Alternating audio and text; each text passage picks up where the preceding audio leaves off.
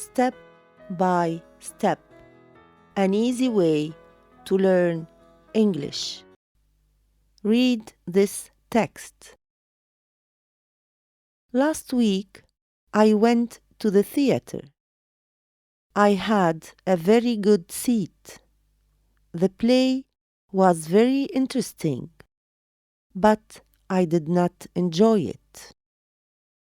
A young woman and a young man were sitting behind me. They were talking loudly. I got very angry. I could not hear the actors. I turned round. I looked at the man and the woman angrily. They did not pay any attention.